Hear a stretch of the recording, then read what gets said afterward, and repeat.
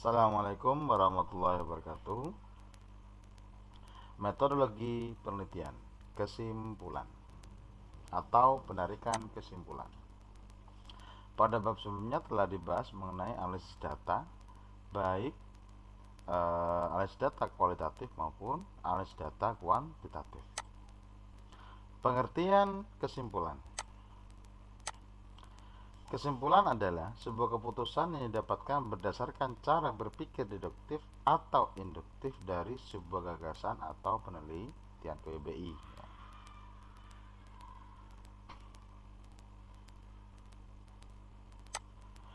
Menurut Suarsi Merikunto, penarikan kesimpulan dalam penelitian harus berdasarkan data, bukan atas angan-angan atau keinginan peneliti.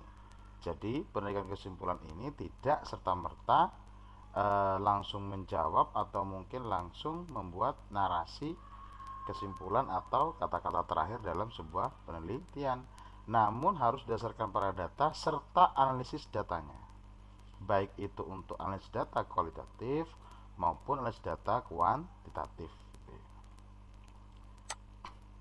Kesimpulan dalam penelitian berisi jawaban atas pertanyaan yang diajukan pada bagian rumusan masalah. Nah, ini sintak atau secara sederhana, kesimpulan dalam penelitian itu bisa berupa jawaban dari pertanyaan dalam rumusan masalah. Nanti akan kita tunjukkan sebuah judul penelitian beserta rumusan masalah dan kesimpulan yang diambil. B. Kesimpulan penelitian kualitatif. Kesimpulan dalam penelitian kualitatif dapat menjawab rumusan masalah yang dirumuskan sejak awal, tetapi mungkin juga tidak, karena seperti telah dikemukakan bahwa masalah dalam perumusan masalah dalam penelitian kualitatif masih bersifat sementara dan akan berkembang setelah penelitian berada di lapangan. Sugiono 2018 halaman 252 hingga 253. Jadi kita tahu bahwa penelitian kualitatif itu bahkan jangankan hanya rumusan masalah, judul pun bisa berubah ketika seorang peneliti itu saat berada di lapangan untuk pengambilan data. Sangat banyak dijumpai ketika pengajuan judul awal ternyata berubah. Bahkan rumusan masalahnya juga berubah ketika didapatkan data-data tertentu yang kemudian dipandang lebih pas untuk mengganti rumusan masalah dan juga judul dari penelitian kualitatif. Nah, ini adalah fleksibilitas dari penelitian kualitatif. Peneliti kualitatif cenderung menganalisa data secara induktif, yakni diawali dari usaha memperoleh data secara detail lewat hidup, responden, lab story, kemudian berkenaan dengan topik atau masalah penelitian tanpa evaluasi dan interpretasi lalu dikategori, diabstraksi dan dicari tema, konsep atau teori sebagai temuan. Ini menurut Siddiq dan Khairi 2019. Jadi kesimpulan dari penelitian kualitatif itu tentu berdasarkan analisis data kualitatif, gitu ya. Dengan berdasarkan misalnya pada bab sebelumnya dibahas bagaimana tahapan-tahapan dalam analisis datanya sehingga berakhir pada kesimpulan. Metode induktif ialah cara penanganan terhadap suatu objek tertentu dengan jalan menarik kesimpulan yang bersifat umum atau bersifat umum berdasarkan atas pemahaman atau pengamatan terhadap sejumlah hal yang bersifat khusus, gitu ya. Jadi metode induktif itu sebenarnya dari temuan-temuan pengamatan yang masih bersifat khusus, kemudian ditariklah kesimpulan yang bersifat umum. Kita tahu bahwa peneliti saat terjun ke lapangan dalam kasus penelitian kualitatif tentu menemukan sifat-sifat atau mungkin kasus-kasus atau mungkin kejadian yang mungkin bersifat khusus. Kemudian dari kumpulan informasi-informasi tersebut barulah disusun sebuah kesimpulan yang lebih bersifat umum. Nanti akan kita lihat bagaimana kalau kesimpulan dalam penelitian kuantitatif. Kesimpulan dalam penelitian kualitatif merupakan temuan baru yang sebelumnya belum pernah ada. Temuan dapat berupa deskripsi, gambaran suatu objek, atau mungkin kasus, sehingga saat sebelum diteliti itu masih bersifat tentatif atau sementara, namun menjadi jelas ketika setelah diteliti.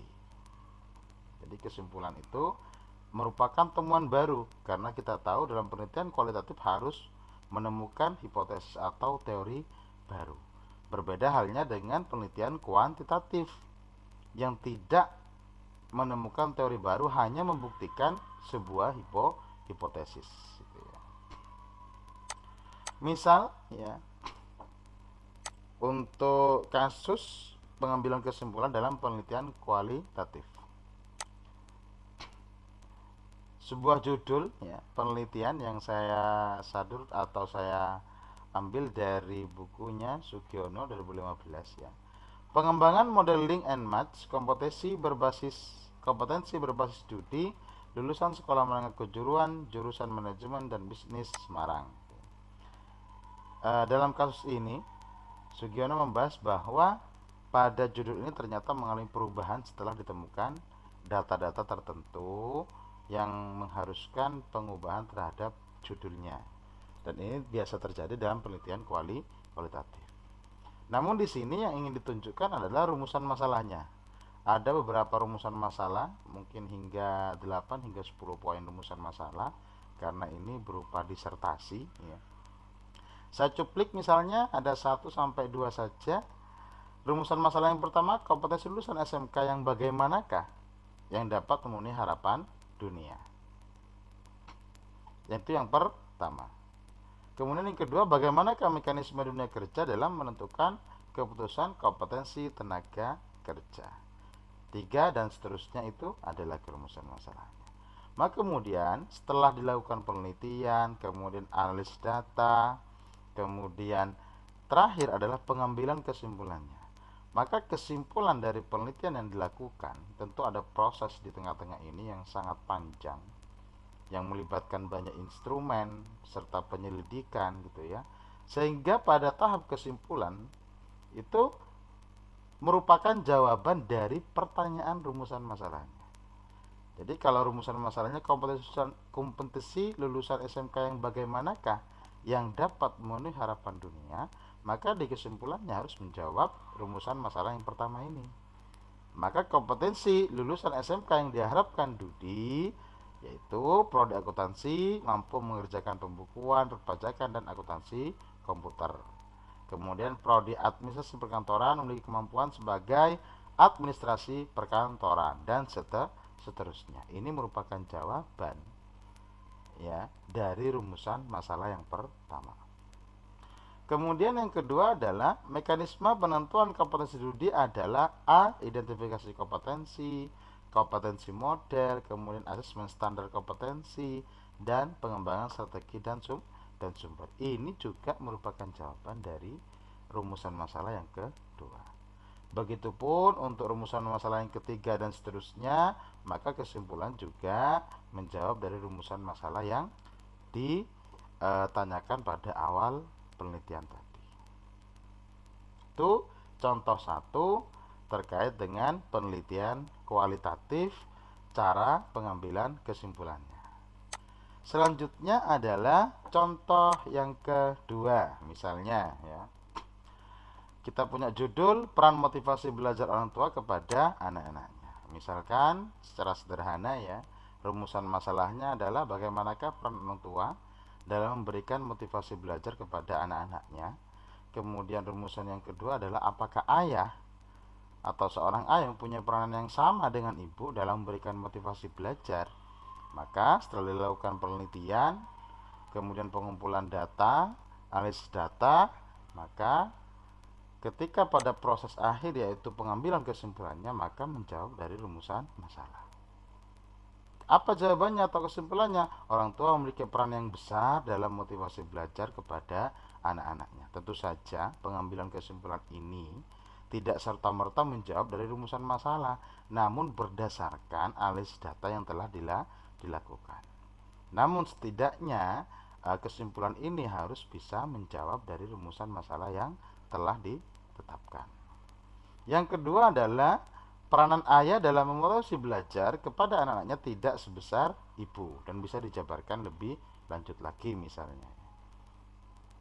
Jadi dalam hal ini misalnya berdasarkan analisis datanya ternyata peranan ayah itu tidak sebesar ibu dalam motivasi anak-anaknya.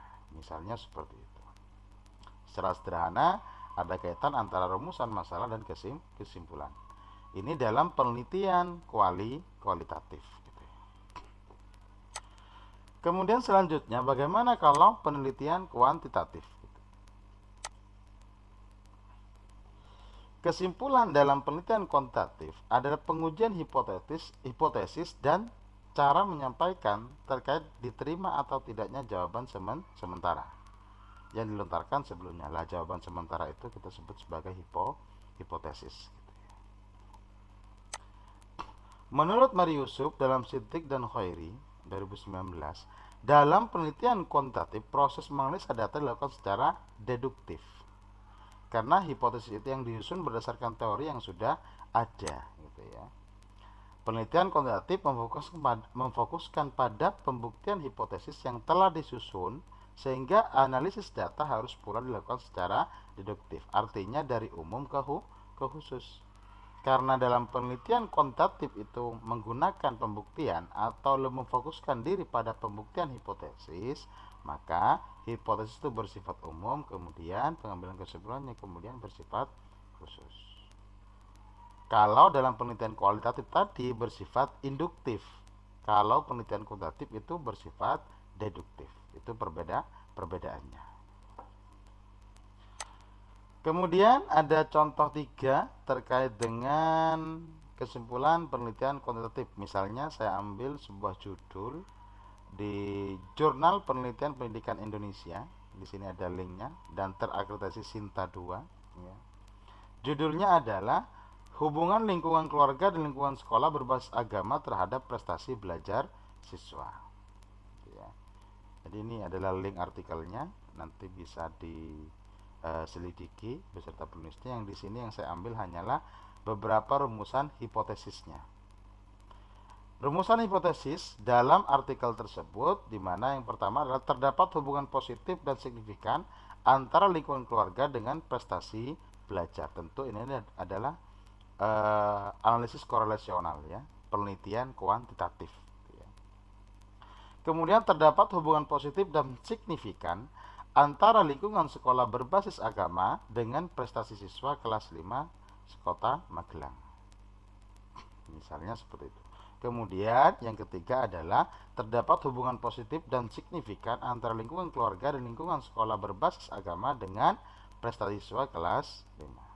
Kemudian pada tahap kesimpulannya, setelah penulis itu melakukan analisis data secara kuantitatif menggunakan statistik korelasional, ya. Kemudian kesimpulannya adalah lingkungan keluarga dan lingkungan sekolah berbasis agama memiliki hubungan terhadap prestasi siswa. Ini merupakan jawaban dari rumusan hipotesis yang ketiga, di mana yang pertama yang kedua telah dibahas pada analisis datanya.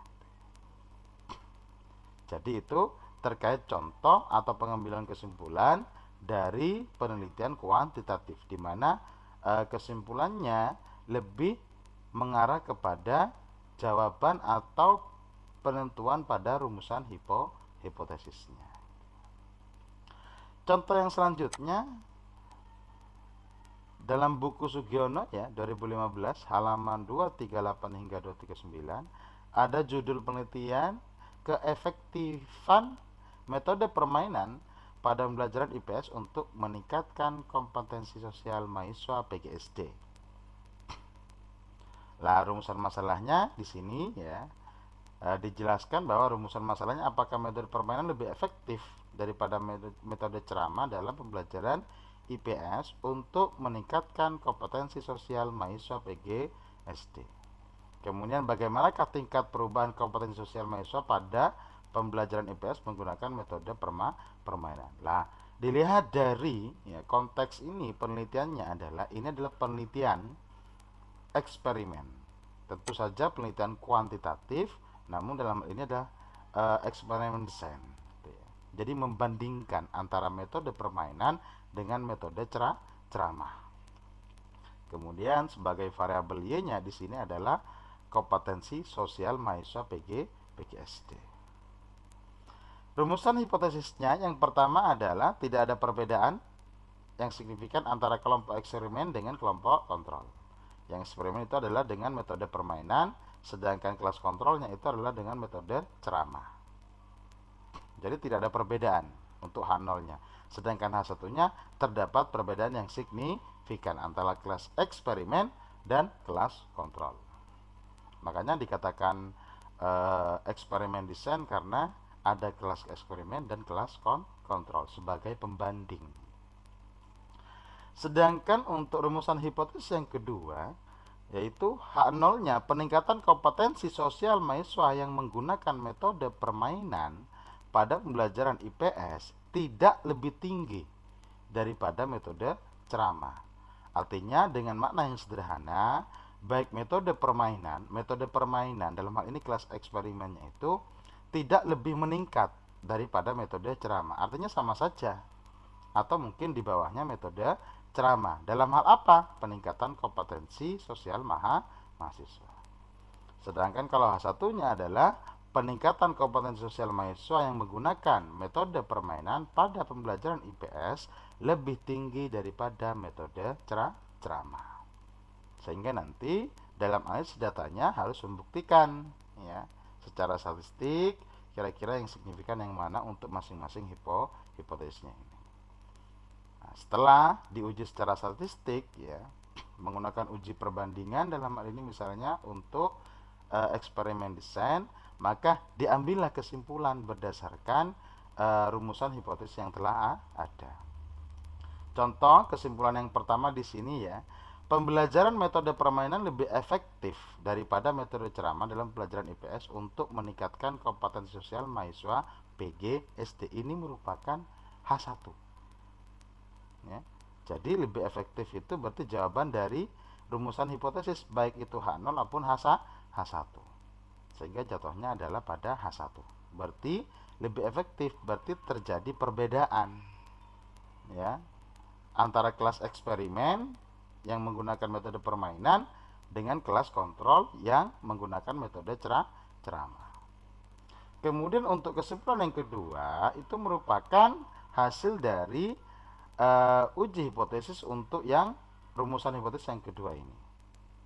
Sehingga metode permainan lebih efektif meningkatkan interaksi sosial mahasiswa sebesar 89,9% dari kategori rendah menjadi baik. Artinya metode permainan ini lebih efektif dibandingkan dengan metode ceramah dalam meningkatkan interaksi sosial mahasiswa, yaitu sebesar 89,19%. Nah, ini adalah contoh pengambilan kesimpulan dari penelitian kuantitatif. Namun tidak serta-merta langsung membuat kesimpulan dari rumusan masalah atau rumusan hipotesisnya. Namun tentu saja ada jalan panjang dalam proses penelitian, pengambilan datanya, kemudian display datanya, kemudian analisis datanya. Kalau dalam penelitian kuantitatif menggunakan analisis statistik, tapi kalau dalam penelitian kualitatif bisa menggunakan metode interaktif, misalnya seperti itu. Saya kira itu terkait dengan penarikan kesimpulan, baik itu penelitian kualitatif maupun penelitian kuantitatif. Saya akhiri, kurang lebihnya mohon maaf. Wassalamualaikum warahmatullahi wabarakatuh.